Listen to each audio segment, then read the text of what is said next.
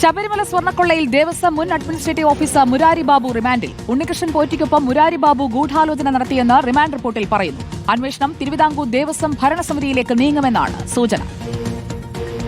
പെരുന്നയിലെ വീട്ടിൽ നിന്നും കസ്റ്റഡിയിലെടുത്ത ദേവസ്വം ബോർഡ് മുൻ എക്സിക്യൂട്ടീവ് ഓഫീസർ മുരാരി ബാബുവിനെ 14 ദിവസത്തേക്കാണ് റാന്നി ഫസ്റ്റ് ക്ലാസ് മജിസ്ട്രേറ്റ് കോടതി റിമാൻഡ് ചെയ്തത്. തിരുവനന്തപുരം സ്പെഷ്യൽ സബ് ജയിലിലേക്ക് മാറ്റിയ മുരാരി ബാബുവിനായി അന്വേഷണ സംഘം ഉടൻ കസ്റ്റഡി അപേക്ഷ നൽകും. സ്വർണ്ണപ്പാളികൾ ചെമ്പാണെന്ന വ്യാജരേഖയുണ്ടാക്കിയ ഗൂഢാലോചന കേസിൽ മുഖ്യകണ്ണിയാണ് മുരാരി ബാബു. ദ്വാരപാലക വിഗ്രഹത്തിലെ സ്വർണ്ണപ്പാളികൾ മോഷ്ടിച്ച കേസിലെ 2ാം പ്രതി.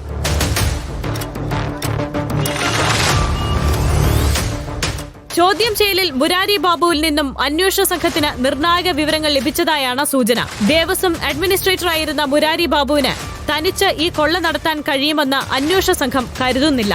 ഈ സാഹചര്യത്തിൽ സ്വർണ്ണക്കൊള്ള ആസൂത്രണം ചെയ്ത ഉന്നതരെ വലയിലാക്കാനാണ് അന്വേഷണ സംഘത്തിന്റെ ശ്രമം. പ്രതിപ്പട്ടികയിലുള്ള ദേവസ്വം ഉദ്യോഗസ്ഥരും ഏറെ വൈകാതെ അറസ്റ്റിലാകുമെന്നാണ് സൂചന. News desk reporter.